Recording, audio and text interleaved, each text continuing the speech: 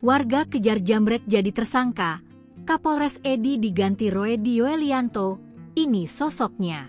Kombes Roedi Yoelianto saat ini ditunjuk sebagai PLH Kapolresta Sleman. Adapun penunjukan ini setelah penonaktifan terhadap Kombes Edi Setianto Erning Wibowo, buntu seorang warga yakni Hogi Minaya, 43, yang menjadi tersangka usai membela istrinya sendiri dari jambret. Kombes Roedi Yoelianto sendiri merupakan lulusan Akademi Polisi, Akpol, tahun 1997.